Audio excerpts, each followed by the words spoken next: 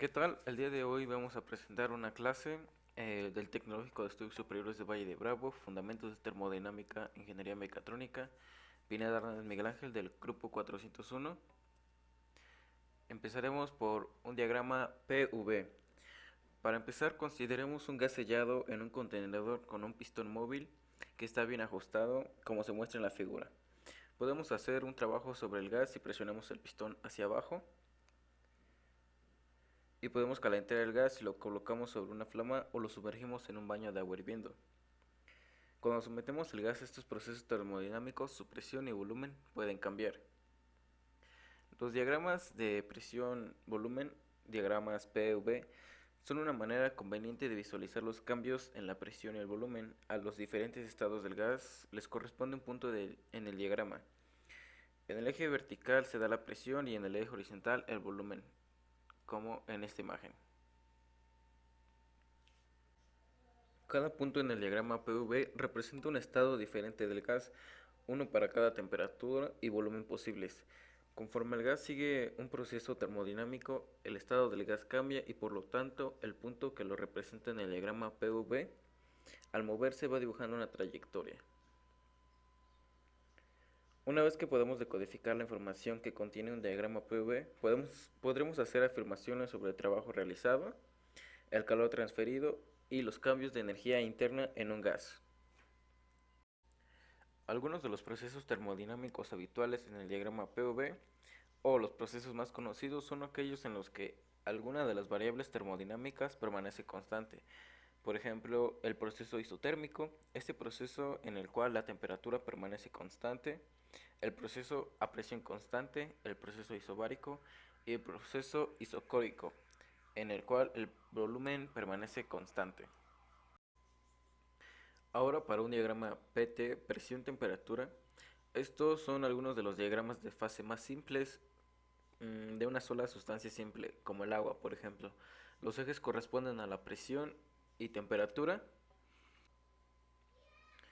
El diagrama de fase muestra en el espacio de presión y temperatura las líneas de equilibrio o límites de fase entre las tres fases de sólido, líquido y gas.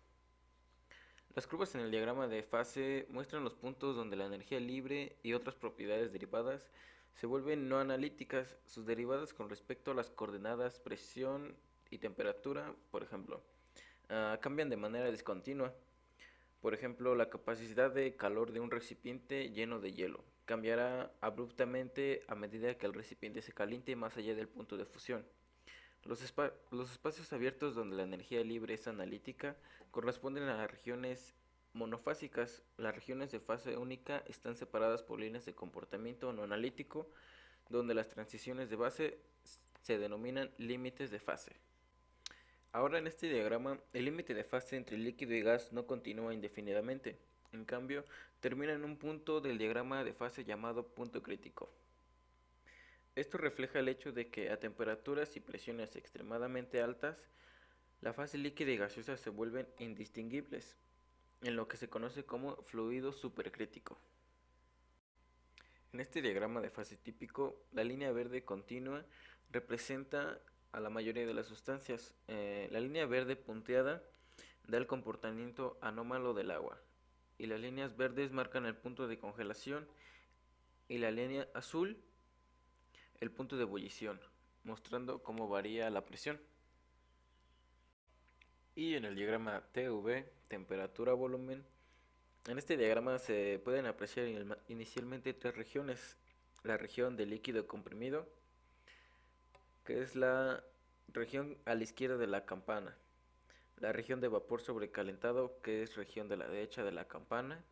Y la región de líquido más vapor saturados, que es aquella que se halla dentro de la campana. La que se encuentra marcada como línea de P constante es toda la línea que comienza en la región de líquido comprimido, pasa por dentro de la campana y termina en la región de vapor sobrecalentado. No es solo el último segmento, sino la línea completa.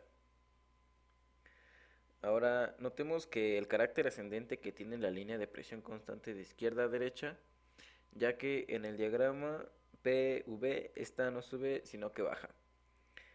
A la línea que pertenece a la campana y baja hacia la izquierda del punto crítico la podemos llamar la línea de líquido saturado. Y la línea que baja hacia la derecha del punto crítico la podemos llamar línea de vapor saturado.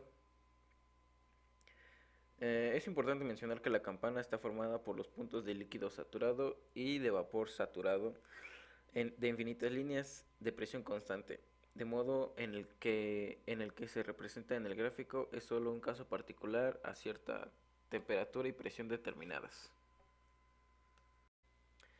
Ahora vamos con la entalpía. ¿Qué es la entalpía? Es la cantidad de energía que un sistema termodinámico intercambia con su medio ambiente en condiciones de presión constante. Es decir, la cantidad de energía que el sistema absorbe o libera en su entorno en procesos en los que la presión no cambia.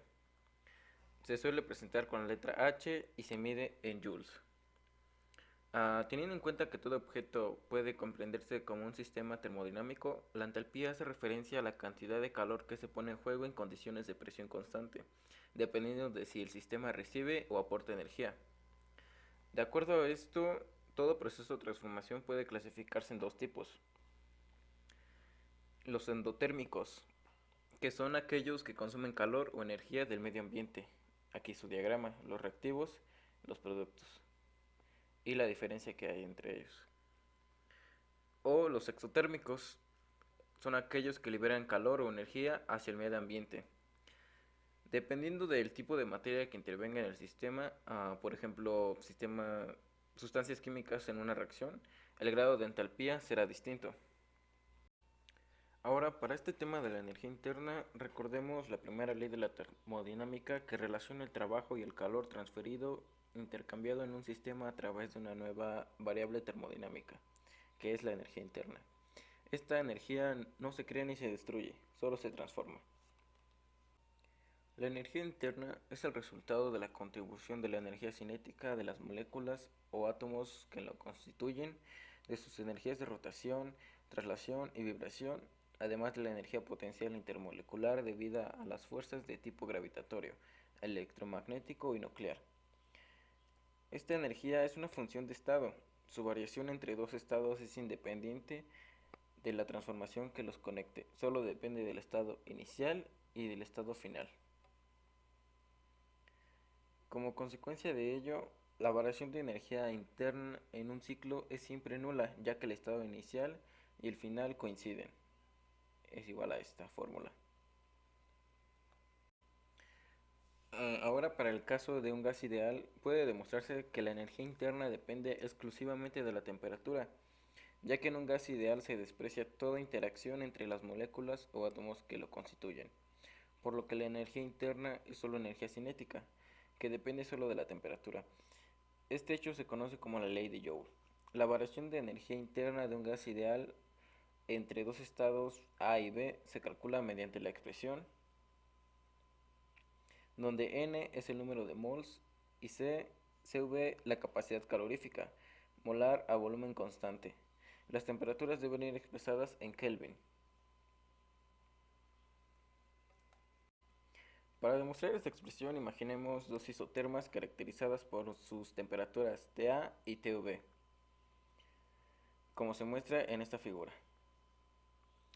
Un gas ideal sufrirá la misma variación de energía interna siempre que su temperatura inicial sea TA y su temperatura final TV, según la ley de Joule, sea cual sea el tipo de proceso realizado.